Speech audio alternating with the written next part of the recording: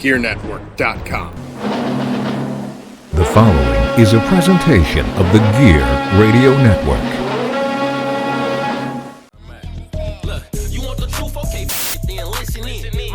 This is the Listen In Podcast with your hosts, John Cimino and Brandon Gorell, here on the Gear Radio Network. Hello, everybody. Welcome once again to Listen In, the podcast. Mercifully, we are back, and you know what? I could not settle for the fact. It burned me, Brandon. It burned me. Yeah. We had only done 13 podcasts. Yeah, it's been a rough year. We're home, but it's just the motivation factor is pretty low. That's also true. But hey, I'm motivated to tell everybody here. My name is John Cimino at I am JC Money, and joining me over there, yeah, I got it right this time, over there, Mr. Brandon Gorell, my eyesore. Brandon, say hello. Hello. All right, we're gonna roll right into it, man. The newly christened 40-year-old host. The newly christened 40-year-old host. That's right. And welcome to the club. I was going to actually start off and make mention of that. I got a Corona premiere. Oh. From one BLTD's Mr. Perez. Wow. So I'm going to open that up because, yes, as you mentioned, Brandon, I'm in the fucking 40s club, man. So cheers to you. Yeah. Here's a clothespin. There you go. That works. Cheers. Here. I'm drinking water. Happy to be here. But Brandon, what the hell, man? What you been up to? Yeah. How the hell have you been? Good, man. Good. Just tired. I think I was telling you this the other day. When you hit 40, like 90% of the time when people ask you how you're doing, you're just kind of like tired. Like you can get a good night's sleep, get off to a good start in the day, might even get a good workout in the mid-afternoon, feel really good. And then like once like 5 o'clock rolls around, it's like, whew, there's a lot of sighing going on. I'm just like all the time. I'm around the kids and I'm just like, and they're like, all right. I'm like, just tired. Yeah. No, I spend an eternity in being tired, man. It's, you know what? It's true. And I may have started experiencing that just a little earlier than 40, but yeah, certainly I am with you. It steps up, man. It steps up. I'm in year 41. So I will say this though, the age of 40, I feel, and maybe I'm saying this being very biased because I am now there, but I feel like the age of 40 in 1985 was like everybody was gray and old, and it felt like that. And I have some gray in my beard, but for the most part, still intact. I don't feel 40. You know what I mean? Yeah. I feel like 40 back then when we were kids is much older than the 40 that you and I are while you're older. Well, I don't know. 40-year-old factory workers. There's a lot more blue collar, like stress. Like that is very true. Home that want everything, and you like barely make, but when you get done paying bills and like getting everything for the kids, you got like 2 nickels to rub together. So that makes you age quick. Yeah, I guess you know what, you're absolutely right. You work at IT and you work from home, especially during this pandemic. You're just kind of like, I work from home every day. I guess it's the greatest thing. But I will tell you, I feel physically as a 40-year-old. Yeah. I started wrestling, pro wrestling, when I was 19 years old, and I had a pretty good run, I feel. And being a smaller guy, it takes its toll. But I can tell you right now, at 40, despite the fact that I just devoured 10 chicken wings, just about an hour or so before the podcast, I am quarter of your age. That's totally perfect. What's that? It's a quarter of your age. That's totally acceptable. There was 10 yesterday too, but you're halfway there. But you're doing it by day, so. Well, yes, I hit it pretty hard in the gym, but physically I feel like I'm in much better shape now than I was back then. And I think a lot of that has to Agreed. do with the intermittent fasting and all that stuff. But anyways, for everybody that was kind enough to shoot me a message, shoot me a tweet, and whatever, wishing me a happy birthday. It was a wonderful birthday, very, very low key, very apropos for 2020. In fact, the lesson to be learned here, my daughter Emma, whose birthday was in March at the beginning of the pandemic, like literally when the first case in Monroe County hit, was on the day of her 7th birthday party. And I had spent money that at the time I did not have, but I spent money on a cake for the party. I spent money on food for the party. I spent money on the presents and all that stuff. And then we get the first case and everybody's like, oh, well, yeah, we're not coming. You know, everybody still brought the gifts or whatever. But to explain to a 7-year-old kid, yeah, on the day of your party, we got to cancel your party. Nobody's coming. Right.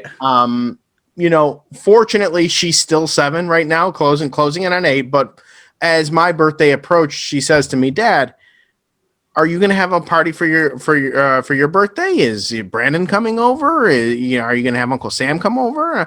I said, no, honey, I'm not having a party for my birthday. We're talking about your actual Uncle Sam, not the tax collector. He's not. Yes, no. He came and now he's finally gone. Thankfully, you're too old for the draft. As of this past April, he's finally gone. Thankfully, but, that's a shoot, brother. But she says, is anybody going to come over for your birthday? I said no. She says, why not? I was like, honey, just like yours. It was the coronavirus.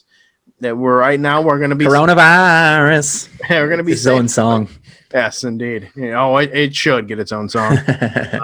But I told her that I wasn't going to do that for the same reason that her birthday. So I think for her now, it finally it made her feel a little better because somebody else had their birthday party too for the same reason.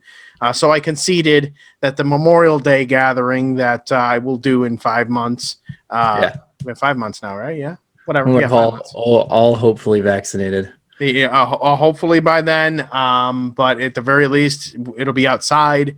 Yeah. My inner circle's small anyways, but it's going to be a makeup party themed, birthday party themed. I'm going to get the cake and all that shit too. Yeah. For it, just, more for her than me. But I seriously don't care that I turned 40, but people. No, I didn't make a huge deal. I mean, we all went camping for my 40th after my actual 40th. I went by myself, my 40th, and just camped for a weekend by myself, which was pretty great.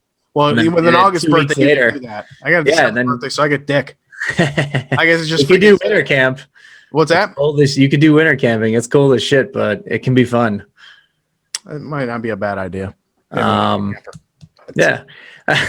That's not camping outdoors. Anyways. That's right. Yeah, I mean, my daughter got it too, man. She got the double whammy because we were supposed to go to Billie Eilish, and we were kind of like on this fence where I was like, I spent almost $900 on these tickets. Jesus I'm like, Christ. But the pandemic is raging out of control right now. I'm like, what am I going to do? Because it was in Brooklyn. So that was like the epicenter of where everything's going down. I was like, if they have the concert and I don't go, I get nothing.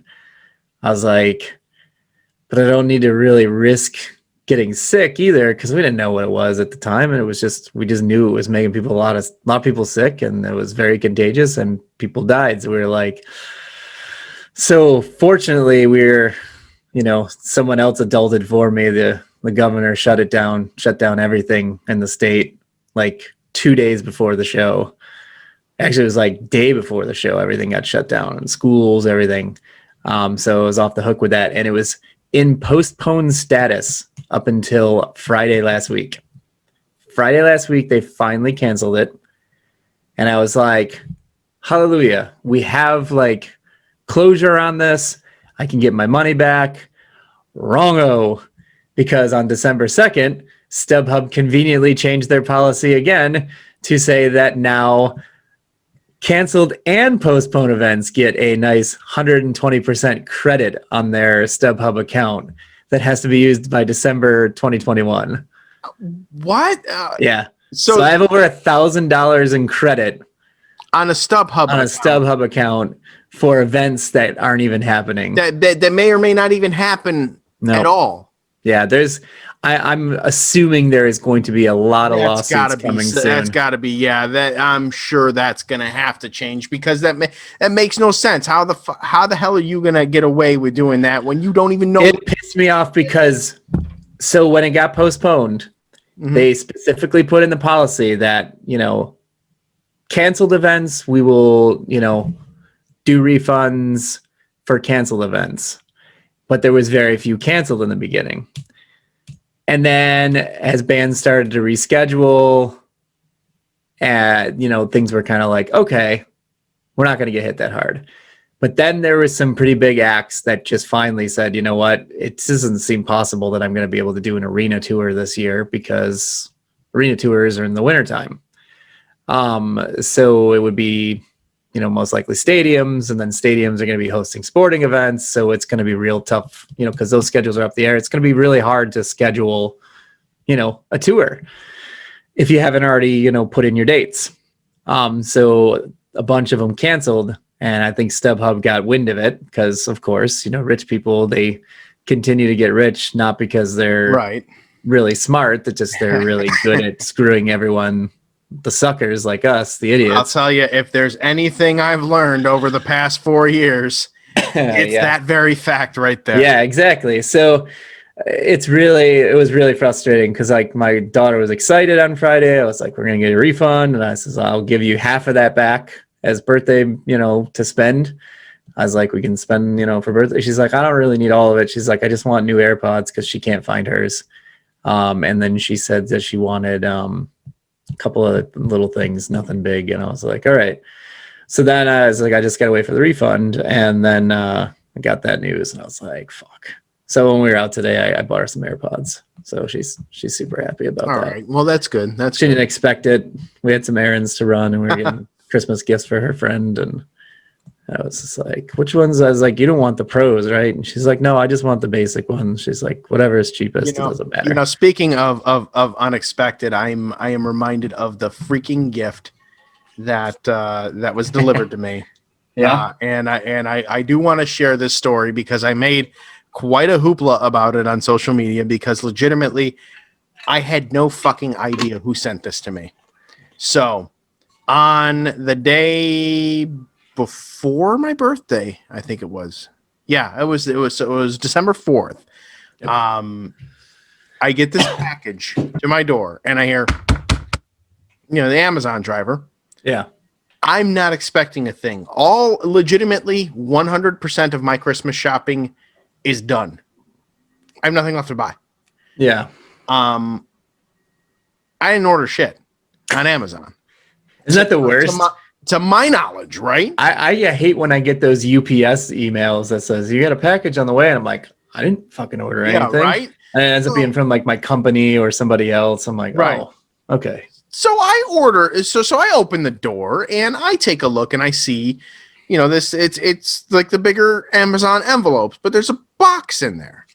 Yeah. And I'm, so okay, well, maybe my mother sent me something for my birthday. I don't know. Maybe whatever. I open the box. I open the envelope and pull out this box. There is no gift receipt, and there is no note in there. Just an item, and the item is a potato cutter, specifically a French fry cutter. So you take the potato, you just big fuck this thing. You open it up, you stick the potato in, thump. You got fries, right? Yeah. I sit here and I'm looking at this thing, me being me, and I'm like, I'm staring at this. I'm like, what the fuck is this? Who sent me this? At least you weren't expecting a PS5 and got that, like other people that got the toilet paper and all that other bullshit in the UK. Very true, very true. So I start messaging around to the people that I think might have sent me something. You were one of them. Yeah. I sent two other people whom I would have believed to have sent me this thing, and literally all of you were like, "What the fuck are you talking about? Like, if I'm going to give you something, I'm just going to give it to you. I'm going to present it to you, face to face. I'm not going to send it to you like that." Well, one of them lives out of state, so she couldn't do it, but she laughed and was like, that's brilliant. Like, I wish I did that. I wish I could claim that. But, you know, I was like, oh, okay, whatever. So all the while, there's a message chain that goes on between myself and members of my family. And my brother posted just a random picture of French fries. And I thought nothing of it.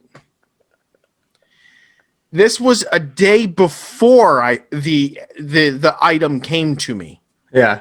So I had no idea. I was already celebrating post work. My birthday weekend lasted from Friday morning all the way until Wednesday morning. You know, that's my birthday weekend. So I was already kind of solid. So I was legit baffled, and I put it out on social media. I don't know. I was looking at. I got brushing scams on there. I'm like, oh, is this a brushing scam? You know, where where the these product makers just randomly send something off of a list, a distro list, and in hopes that you give them 5 stars and help them, whatever. Innocent scam, but whatever. Yeah. So I'm thinking I'm a victim of that. Yeah.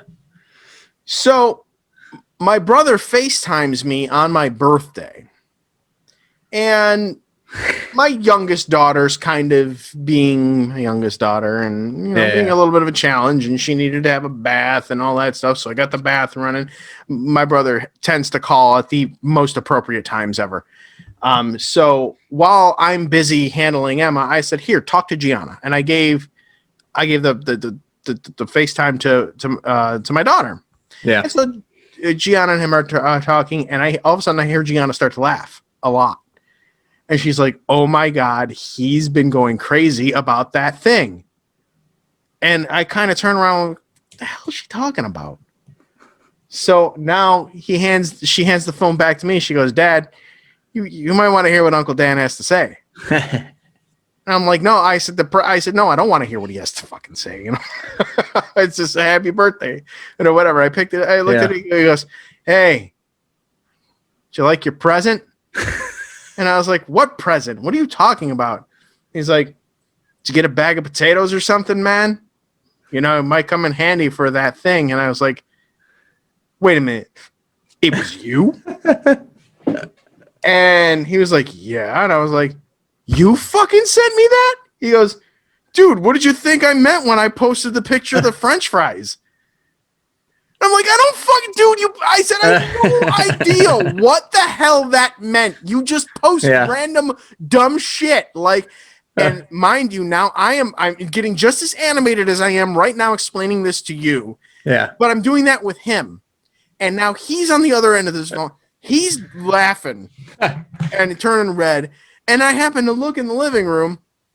Here's my daughter laughing at me. And she's like, oh my God, Dad, can you calm down? Like, what's the matter? And I'm like, no, do you know how long I've been sitting here stewing about this thing, wondering what the hell, who in the hell would send me a potato cutter for one? And then I realized it's the game. And now I have 2 months to think of something just as random and obscure to send him in response for his birthday. So I got some ideas. I'll share them offline. Okay, you can share them offline. I've also solicited some others. So I want to say to my brother, Dan, it's probably one and only time you're ever going to get a shout out on my podcast. But, thank you for the gift, and fuck you. All right. So it was a good gift. It was fine. I got a good laugh out of it. All right. Did you make any fries, though? That's the question. I did make fries. Good. I did make fries. I did make fries. I could have oiled them just a little bit more. I spray oiled them just a little bit because I wasn't sure, but definitely need a little more there. But came out good, came out fresh, and I still have like 3 or 4. Peel them, or do you just slam them in? Do you peel them or just slam them in? Peel them. I peeled them and then I washed them. Okay. Threw them in the cutter, preheated the air fryer, threw it in the air fryer. You get them like stadium fries with the skins on them, man. Those things are yum. Probably do that after. Try them out. I'll do that for lunch tomorrow. Actually, no. Lunch tomorrow. I gotta run. I'm gonna run. It's leg day tomorrow, so I get to do that. It's your favorite. Your favorite day, I know. Yeah. But, I'm getting back into the groove, into the swing of things. I got my cage. I got to get together. It finally came. Your Came work in team? 2 boxes. So I got for Christmas an early Christmas gift from my girlfriend. She got me the half cage rack. So it's a big guy.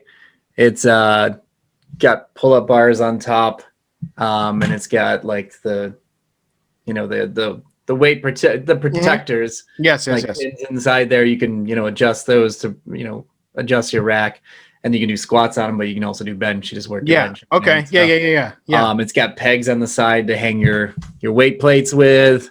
Nice. And there's little resistance band pins that you can put along the bottom of them, so you can use resistance band on the side. And then obviously I still have the pulley still, so I can actually just use the top where the pull-up bar is. So totally gonna have to try that out. Yeah, I mean, you're gonna get a bench. You can have my bench. Oh, I'll take your bench. I will absolutely take that. Take the French curl I have a spot for it in the basement now. Yeah, you're just gonna have to get a bar and some weights, but that'll come in time. Right now, Casa, the former Gear Network studio, the former Champs Bar and Grill, or whatever the fuck I called it back in 2012. Champions, highly motivated champions. That's right. Yep. Highly motivated. It's going to be reconstructed. It's going to be wonderful, especially once we start having gatherings down there again. It's going to be great. Yeah. But awesome. So yeah, I got to put it together though. It came in 2 boxes. Like it came in 2 separate shipments too. And the first one I didn't even know they shipped. Came on Tuesday. It was a smaller box. I was like, that can't be it. And then I got the notice from Amazon that it shipped through FedEx, and I was like, oh, cool. It was supposed to come Wednesday, and then they had a shipping delay. So, well, they had it on the truck Wednesday. Apparently, the label was so damaged that they had to bring it back because they couldn't scan it. And then they basically rewrapped it in like plastic and then put a new label over it. So they brought that on Thursday, and I dragged that sucker. It was like 230 pounds for the box. Just laying in my driveway next to my garage door. I was like, Jesus. I had to lug that in by myself because I just had the kids with me, and I was already feeling weak because I'd been like in bed with a stomach bug since Tuesday. Ooh. So I'm like, Thursday, I was just finally like able to get up and get around. I still was off from work. I took a comp day, and I got up like mid-afternoon and like tried to kind of like have some normalcy. So I got up and caught up on my emails, and then I watched a couple training videos while I was, just kind of trying to get my wits about me and just kind of, try to return somewhat to normal, but didn't actually work. And then Friday was like the first day I felt kind of okay. Today's the best I've felt since last Tuesday. So, well, that's good. It's very good. It's been a rough journey. Glad to hear you're on the mend. Glad to hear. That's why we didn't do it last night either. Like, no, it's fine. It's fine. I'd worked so much, like I'd actually worked the full day, and like, I don't know, I just felt like I got pretty worn pretty quick. Well, I'll tell you what, it actually worked out good because I didn't have a whole lot to talk about. It really, this whole segment probably would have been the whole podcast if we had done this. If we had done this yesterday, but we do have the just kind of the core, sticking to sports, if you will, on Listen In this week. We have an upset to talk about in the world of the Professional Football League. Wow. In the world of professional football, the National Football League, the Washington football team defeats the Pittsburgh Steelers. We will talk a little bit more about this after we take a quick commercial break, because we went a little long on this segment. So let's take a quick commercial break right now and listen to. Please just hear the commercials out. It helps us out. Thank you very much. This is Listen to Podcast on the Gear Radio Network.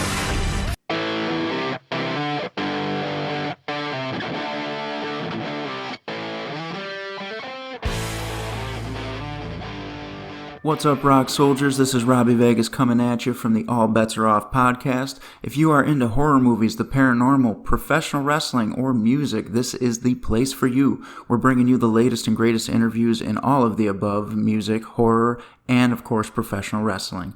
So tune in on the Gear Network. Check out All Bets Are Off. Rate us, like us, subscribe to us, leave us your comments, tell us what you think. And we'll catch you soon on the All Bets Are Off podcast, dropping every Sunday at noon.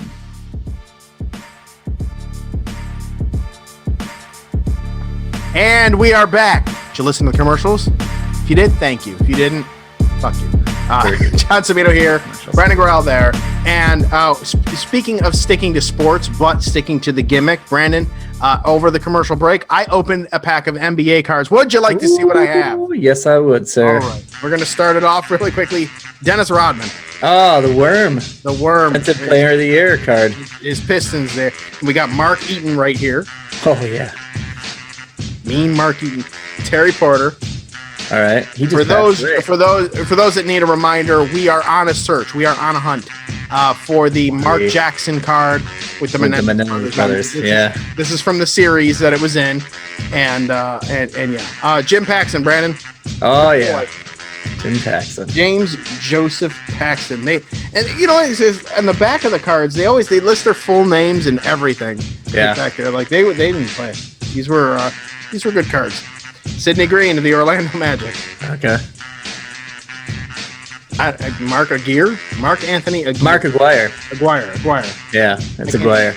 I can't even. I remember hearing all those names during the Pistons runs, man, when I was watching them against the Celtics and those brawls. I remember all those guys. Remember John Bagley? I do.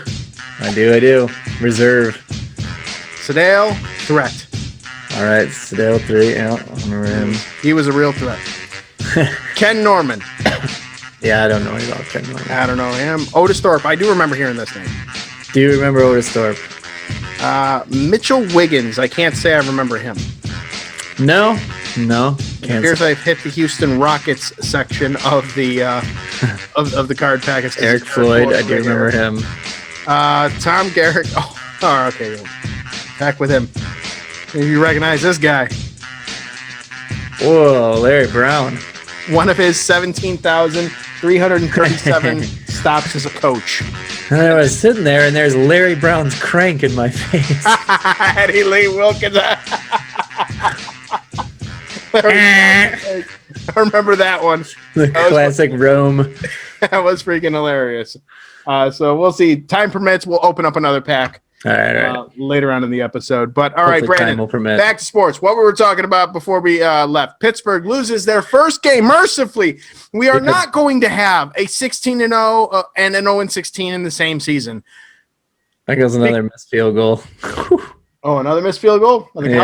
Cowboys. Oh, yeah, there it is. He's kicked one right. He's kicked one left. There we go. Now he just maybe kicks one center one of these times. Yeah. Pittsburgh loses the first game of the season to the Washington football team. Final score of 23-17. Brandon Big Ben Roethlisberger, 33 of 53, 305 yards, 2 touchdowns, and 1 interception. Alex Smith, 31 of 46. It says 29. It says 29 yards in here. That is not there. 296 yards actually. I don't know. Yeah, I must have been typing too fast. And 1 touchdown. Pittsburgh, Brandon, now 11-1. They're still in control of the lone bye. Again, the playoff format has changed this year. There is only 1 bye per conference. So far, Pittsburgh is still in the lead with that, but they are tied with Kansas City record-wise. And they play Buffalo next. Washington, believe it or not, has a 5-2 record, which is good enough to be tied for first in the NFC. With the New York Giants. With the New York football Fresh Giants. off their upset, too. So the Seahawks. I know. I guess I should have wrote about that one. It's a big upset I could in bring Seattle, that one too. up there after we talk about this if we want. But, Brandon, let's first start with Pittsburgh. Should Pittsburgh be worried now? Or is this loss actually good for them because now they do not have the pressure to try to remain unbeaten and run the table? Should Pittsburgh be worried as they head into Buffalo to play a very hot Buffalo Bills team? Hey, I think you muted. Live television, folks. This isn't. What? There we go, huh? Are you there? It started muting on its own. I wasn't even touching anything. That is crazy. Yeah, I just I switched the view here for you, and it muted, and I was like, it said you muted, not me. But anyway, so the host muted me. Oh, that's weird. I did not do that, but I apologize. Anyways, go ahead, my man. Yeah, so I'm not worried about Pittsburgh. I think as far as I think Pittsburgh's biggest Achilles heel right now is like their own run game. Their defense is solid. I mean, they lead the league in sacks again. Their secondaries are a bunch of ball hawks. Big Ben's getting the ball out. He's found a new weapon in Chase Claypool. It seems like he gets a like top receiver. League tries to figure that guy out, and then he gets a new one. So he went from like Antonio Brown to Juju, and now Juju is the man, and now all of a sudden Chase Claypool's getting all the balls, and he just seems to be playing better than he has in past. He's not turning the ball over very much. He's not getting sacked a lot. Their line's playing pretty good. Mike Tomlin's a hell of a coach. So I don't think that they should be worried. They had a pretty upsetting schedule. Like they had to play three games in a row, and like their one was like moved all over the place. It was canceled, and then it was postponed till Monday. Then it was postponed till Tuesday, and then they ended up playing Wednesday afternoon. And then they played the Wednesday game, and then back the following Monday night. So they had a short rest on it and everything too. And there's not a lot of excuse to lose to a 4-7 team, but Washington's got a pretty good defense, and they can get after the quarterback, and they can make things miserable for you if you can't get the run game going. Alex Smith is steady. He's not, going to win you a ton of games, but he's also not going to lose you games either. So it was kind of just the right situation. I think they'll have a bounce back game versus Buffalo. I think that's going to be a hell of a game. Yes. I think it's going to be a slugfest.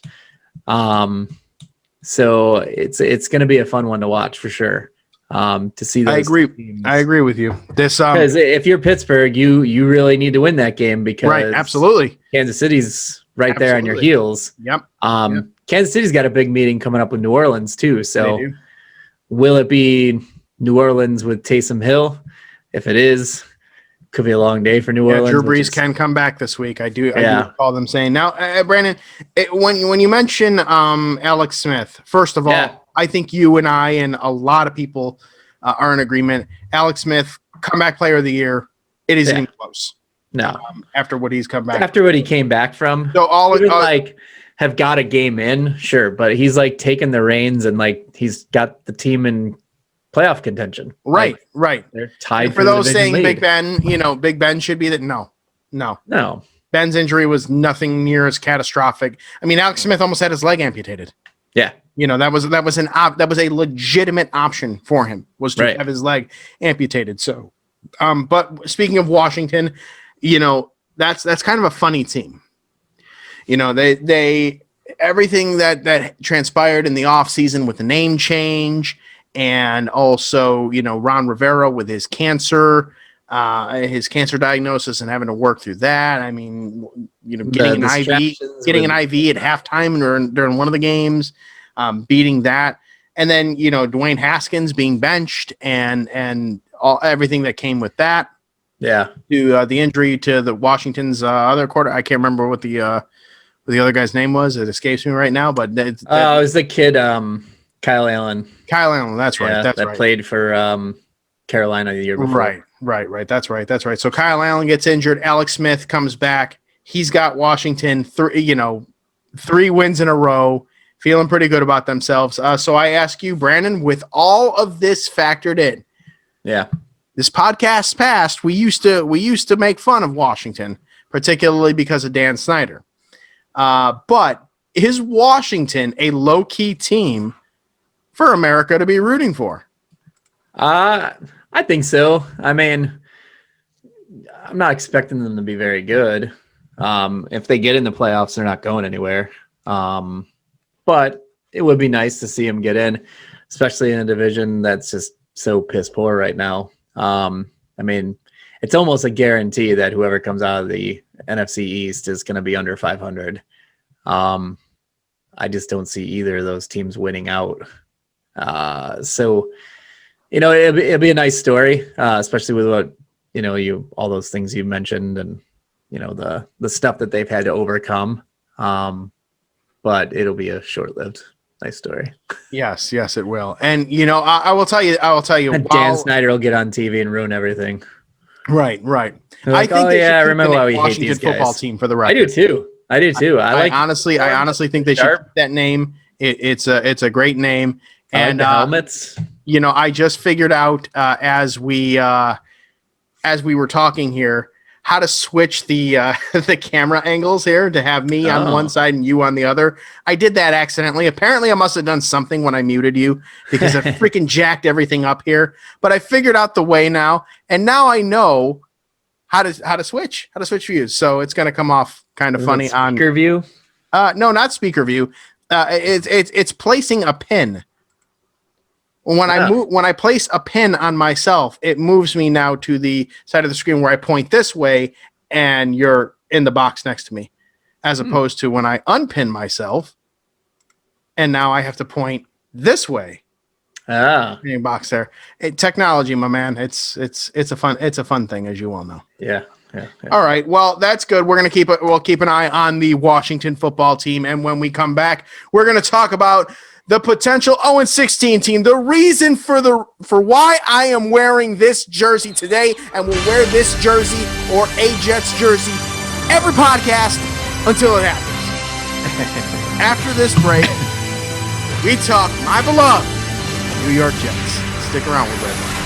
Welcome, everyone. This is Sleazy. This is the Fat Man. And the world-famous R-rated podcast is now on the Gear Network. The Wrestling Show with Sleazy and the Fat Man is classless and raunchy commentary on the wrestling business today. Our multiple hosts, including Sleazy the Fat Man, Chip Willett, and NEW owner Travis Canning, give a differing take on news, rumors, reviews, and previews of the entirety of the worldwide pro wrestling market. We do what we want, we say what we want, and we don't give a at all. That's just the way we go. Check us out on the Gear Network.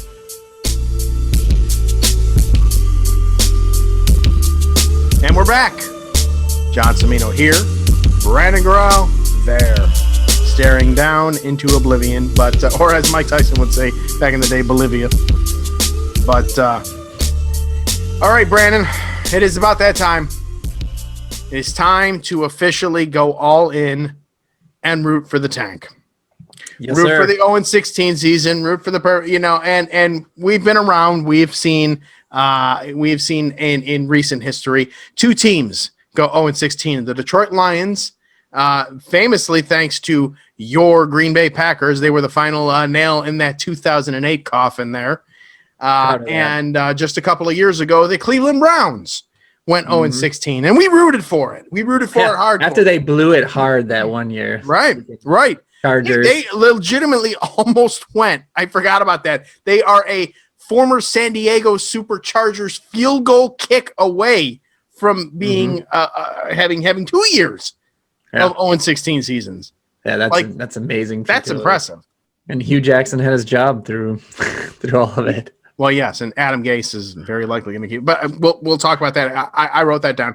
All right, so we know that they suck, and because they suck, they're the thing that they absolutely needed to do is fire Greg Williams, the defensive coordinator.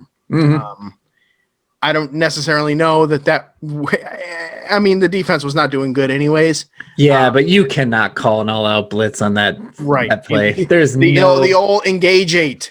Wow, that was baffling. But I did call it. I call it. I was like, there's still plenty of times for you guys to jets it up. So yes, you did. Yes, you did. You saved me from the unbelievable place where I was, where I'm like, they're actually going to win this, and somehow I feel like this would be a loss if they did that. The only saving grace for me was that Jacksonville was also winning at that time against Minnesota. So, if they win, that's great. If the Jets win, not so much. Now we really need the Jags to win. Yeah. So in this whole Trevor Lawrence, Justin Fields sweepstakes thing, I honestly I didn't realize that Sam Darnold was that big of a problem. What's that? You guys will go and do something stupid like draft Justin Fields, and he'll turn into Dwayne Haskins. You know what? At that point, Brandon, I think my my allegiance would very much switch if they did something that porous. Although I don't know much about Justin Fields, I hear he's pretty good too. He's pretty good, but I just think he's a college quarterback. But Ohio State has not had a good record when it comes to track record to bringing out quarterbacks. They do really well in college, but they just don't. I mean, Cardale Jones. Now you got Dwayne Haskins.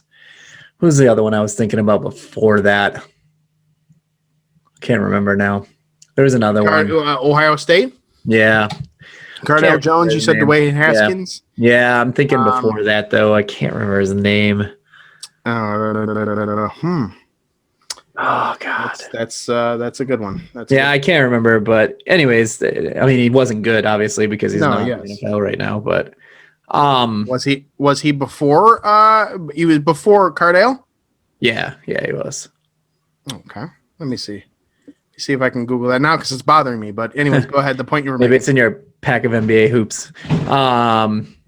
No, it's I don't know. Like, that would be a real Jetsy thing to do. Be like, wow, he's got a big arm and he can run a little bit. I'm like, let's pass on Trevor Lawrence. Like, I don't know. Trevor Lawrence looks like Terrell Pryor. Terrell Pryor. Yep, that was one. Yep, that was one that was also. Is that who you're talking about? No, I still wasn't. I think he was a white dude. I don't know. Not remember right now. JT Barrett? Maybe. Could be JT Barrett. I have to see him. Yeah, he didn't go. I'll tell you, he didn't go very far in the NFL at all. No. But anyways, we know this is going to be one of the main storylines of the offseason. In terms of what the Jets do with all of their capital and all of their picks and everything they had. I'm here to say that I'm officially all in on the tank, and I will explain why. First, I don't believe that the New York Jets are the right fit for Sam Darnold anymore. I think they've ruined him. Yeah, I agree. I don't think he's a bad quarterback. No. At all. I don't think he's a bad quarterback at all. I would love to have Sam Darnold be the quarterback of my football team. The problem is, I think the Jets have done him dirty, and they've done him wrong. Oh, yeah. And so now they haven't really done much to develop him. Right. Haven't set him up in situations they're like, oh, you have some playmakers on your offense that you like? We're going to trade them. Yes, right. Very Adam Gase-like move. I mean, he did this. He pulled this shit in Miami. Look at Jay Ajayi, Yeah. But Greg Williams was the first coaching casualty. We saw that. But many feel Gase should be let go. But he does have 2 years. I'm one of them. He has 2 years left on his contract, but he has routinely had issues with his players, his people on the staff, and the aforementioned point of Sam Darnold and his development. He this week just admitted and said as such he failed to develop Sam Darnold, whom, by the way, as a reminder, was the number 3 overall draft pick in the 2018 draft. Draft. So the tank for Trevor, ladies and gentlemen, if that last play against the Las Vegas Raiders was no indication, the tank for Trevor is very real. It's in full effect. I mean, that was really Jetsy. I mean, all out blitz. Yep. Jump pass all the way down the field, right into his hands. Ball game over. So only probably chance at victory over. Right. Because who do you have left? You have 4 games left. 4 games left. All against teams that can easily kick the shit out of them. Seattle's next. Seattle. I don't know, man. Seattle's been playing kind of funky lately. They've been playing kind of funky, but the Jets. If the Jets win one game and it's against Jamal Adams and the Seattle Seahawks, you got the Jets, Rams, Browns, and Patriots. Yeah, it's not a good 4-game stretch on paper. No. 0-16 is very real, and you know damn well none of those 4 teams are going to want to be the ones to be the one in 1-15. None of them are going to want to. So now, obviously, Brandon, the Jets now at this point, the tank is deliberate. Yeah. Everybody sees it. Everybody knows it. They obviously want Trevor Lawrence or Justin Fields. So 180 points for. Oh, what's that? 180 points scored. That is not even close. Like, no one's even close to that bad. The Giants, I think, are like the next worst at 231, but they've got 5 wins. Right. Like 180 points scored. 173.2 differential.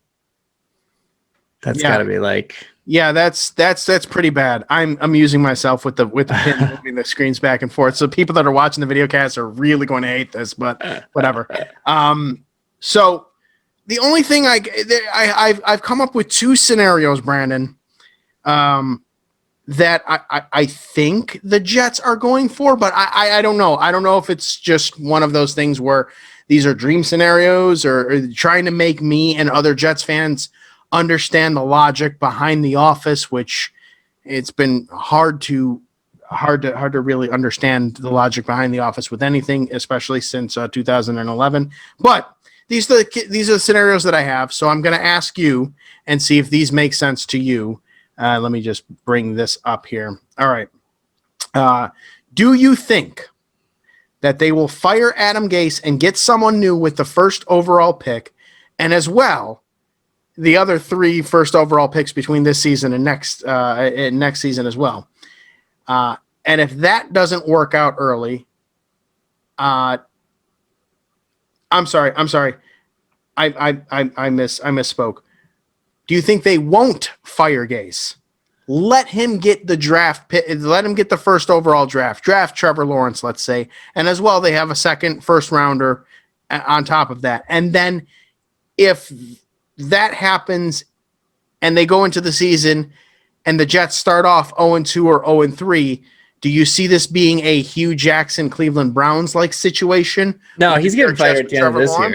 No, he's done at the end of this year. Okay, so he's not going to get a start for next year. They're not going to be like, well, let's see if Trevor Lawrence can save you. No, he's done. You think he's done? So he's going to be 0-16. He's going to be gone. The second scenario I had here was, do you think that Adam Gase is the lame duck coach at this point and will be let go, and the Jets will try to entice either a bigger name free agent head coach like Bill Cowher or Jim Harbaugh is rumored every year, or any of the newer crop of prospects like Eric Bieniemy, the Kansas City offensive coordinator, or Robert Saleh. Yeah, I hope you. The defensive coordinator of the San Francisco 49ers, to finally try and build something with long-term sustainable success using the Buffalo Bills sort of as an example of that kind of progression upward. The Jets have 4 first-round picks in the next 2 years. What are we looking forward to in terms of that? I'm not saying this as a Jets fan wanting to talk about my team, but genuinely, this is a genuine storyline with multiple different scenarios that this could go in. So what do you think, the non-Jets fan, of these scenarios, and what you think might happen? Well, what I think is going to happen is they're going to fire Gase after the paint dries on the celebration of the 0-16 record. And then he's gone. And then my gut tells me that they're going to draft Trevor Lawrence, but they're also going to try to trade Darnold for another first round pick. If they can't get a first round, you can get a second round maybe. But if a team really is like struggling at quarterback and they are higher up in the first round, they might be willing to trade that because Darnold does have talent. It won't be like, a top 10 pick, but it could be like, it could be someone like New Orleans Saints. Like maybe they're not sold on Taysom Hill. Maybe they are. I mean, we've watched these few games with Taysom Hill and it took them 4 games to throw a touchdown. They're winning, but they're winning because of their defense, and his gadgetry, but that gadgetry, it only lasts for so long. I mean, we get the whole, nonsense with like the Wildcat. Remember when that took off and everyone was like, oh, we're going to draft all these Wildcat quarterbacks. Got figured out, and then nobody does it. So, it could be that a team like that will, take a shot at it, or, crazy as it may sound, what about a New England, like somebody like that? It's possible. I would have a very difficult time rooting for him at that. Right. Obviously, but, especially if he starts doing well. And well, I want him to do well either way. I just don't want him to do it in New England or Miami. But I would love to see them give Bieniemy a chance. I think Bieniemy is someone who deserves a shot to coach. I think with the current climate of the way teams are going, you need a strong offensive-minded coach. Defensive-minded coaches, they're great, but they'll only get you so far. You need that offensive-minded coach. I mean, if you look at the hires that have gone on, it's Cliff Kingsbury in Arizona has turned that team around, offensive guy. Sean McVay, with the Rams, he had the offseason last year, Super Bowl hangover, whatever you want to call it, but he was in the Super Bowl before that. They're looking really strong this year. You look at Matt LaFleur, what he's doing with Green Bay. You look what Kyle Shanahan did with the 49ers. These are all offensive guys, and they're the ones that seem to be getting the turnaround. Last year's Super Bowl, who was the coach? Offensive guy. It was Andy Reid. He's like kind of the start of that tree, if you want to talk offensive minds. But yes, I think they need to go that direction. I don't think Robert Saleh is going to be the solution to turn around that. I mean, the guy who's taken in Cleveland. I see that, and I raise you Tennessee.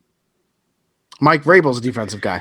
Yeah, but I don't think they're that good. And he kind of took over, and Tannehill kind of came there broken. Yeah, but I think the offensive coordinator and the quarterback coach get a lot more credit for that. I don't think that Tennessee's that good. I think they're overrated. I think they got hot last year. They should have beat Pittsburgh, but they didn't. They got hammered by the Browns this weekend, and I think what they showed is that you get ahead on this team, they will not come back because they cannot use their main moneymaker, which is Derrick Henry. Right. You can talk about Tannehill all day, but Tannehill only plays well and only is like as effective as that run game goes. Right. If that run game shut down and it's up to Tannehill, you see what happened like this past week. Yeah, the score looked closer than it was, but it wasn't that close. I mean, it was 38-3 at the half. So they got Green Bay coming up in a couple of weeks too. If Green Bay puts a pacing on them, again, I still would lead to that offensive coaches. The guy who's coaching Cleveland right now is also an offensive coach. Look what he's done with that team. I mean, they're 8-3. That's true. And they're without and that's in spite of Odell being right. I think they're playing better without him. Right. Yeah, absolutely. But you can look at their strength of victory. They are a pretty weak 8-3 team, but they're 8-3 because they've had poor schedules before and have won 1-0 games. Right. So, the fact that they're where they are, again, is another attribute to offensive coaches. Like, I think it's an offensive coaches league. It shifts imbalances because there was a long while that it was like defensive guys. Because you look at McDermott. McDermott's doing well in Buffalo, but he's a defensive guy. Right. You had Belichick that was part of that. Carroll, same deal. Flores, Miami. Yeah, Flores, Ron Rivera, like those guys, but there's a lot more offensive guys. And the way that the game is played right now, like they say that every game's a one-score game. Yeah. That's because the offenses are putting up such big numbers right now. It just seems like nobody's ever really out of it.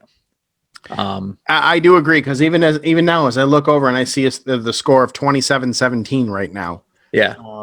Despite 3:45 left in the fourth, it's still. I remember 2 field goals on that too. I remember being a time where 17-10 or 17-7 or 17-6 was a big score, a big lead. But again, that's football in the 80s and 90s, and not so much now in the 2020s. But so okay, you know what? Actually, now that we are kind of talking about this and kind of pretty much at the end of the show, but your quick thoughts on the Buffalo Bills.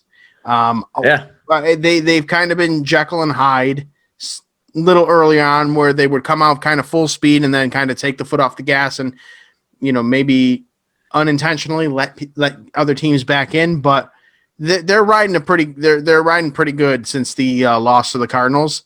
Since the Hail Murray. I mean, it was a Hail Murray. But like, are these Bills, like, could they really be a Super Bowl team? I don't know about Super Bowl team, but I think that they are not a one and done team. I don't think they're going to be like, last year when they went in Houston and they blew a big lead and, got knocked out. I think they learned something from that. It's kind of like reminds me of like the Pittsburgh Penguins when Crosby and all those guys, finally they got the team together. They got Crosby, they got Stahl, they got Malkin, they had Fleury, they had all their young guns and everything, and they got out there and they got a real hot start and got into the playoffs for the first time, and then got waxed by a veteran Ottawa team in the first round. And then what they do the next year, they went to the Stanley Cup Finals. They didn't win, but they went the year after and ended up winning, and rest is history from there. But you got to kind of have that loss to kind of grow from it, and I think that they did, and I think that they've improved even more over last year. I could see them in the AFC Championship game. Mm-hmm. My money still is kind of on the Kansas City Chiefs right now. They kind of didn't play great in their last couple games. The Raiders, they had to go down the field and win the game on the last drive. And, they were kind of lackluster against Denver. But division games are always hard. So I don't know. I mean, like, could they get there? Sure. Absolutely. A lot of things could happen, but will they? I'm not sure it's their time yet. But no, in the next couple of years, I think they've got a very, very, and I'm not saying this because I've been, covering them with Ryan, specifically the past 2 years, as co-host on Trust the Podcast. So yes, despite the fact I'm wearing New York Jets stuff, I'm very much a Bills sympathizer now. Have to be, and I will say that this team is far, I think, tougher than I gave them credit for. And just watching them kind of come through in where they're coming through and specifically the development of Josh Allen has just been something to watch. Like, I remember Bills fans just shitting on, them picking him up. And I'm sitting here looking. I keep telling your mind every time. And I'm like, I said Josh Allen was good quarterback. And I mean, right from the get-go, I was like, this guy might not, maybe he might not all wanted Rosen. Remember that shit? Maybe he might not have, right. Yeah. Maybe he might not have worked in New York or in Cleveland, but in Buffalo. Yeah. He could have, it was a good fit for it. And I remember having to, now I've been co-hosting Trust the Podcast with Ryan for the last 3 seasons. Yeah. And pretty much all of last season and the season before, I had to tell him, like, dude, this guy's good. Like, give him a chance. Like, look at his development last year to, his first year to the second year to now this year. Now he's finally coming along. He's finally coming along on the Josh Allen bandwagon. So Josh Allen, I know you're not listening. And even though I'm wearing the colors of your BFF, Sam Darnold here, you're A-okay in my book, and I will own one of his jerseys at some point. So, but all right. Well, I think that's going to actually wrap up this edition. Oh no, I lied. Fake news. Unwrap. Fake news. You got to unwrap. News. Huh? You got to unwrap. Unwrap. Another bunch of cards. Know it. I forgot. I was going to save. Was debating saving it for the. No. For the second, I get 2, man. The second edition this week, but I got more. So, okay, here we go. Let's see. Charles Smith of the Clippers. He was the first one we showed. Tim Hardaway, my man. As the Golden State Warrior. Rookie card too. His rookie card. Yes, indeed. Buck Williams. Okay. Brandon, I will give you this card if you can pronounce his last name. Kostoyak. Kostoyak. Yeah, I remember Kostoyak. You can can have it because I'm pretty sure I have like 2 or 3 in a pile over there. Jeff Hornacek. Oh, horny. Of the Phoenix Suns, horny. Eddie Johnson as well of the Phoenix Suns. Yeah. I remember those Suns days. Those were fun times. Randolph Keys, Brandon.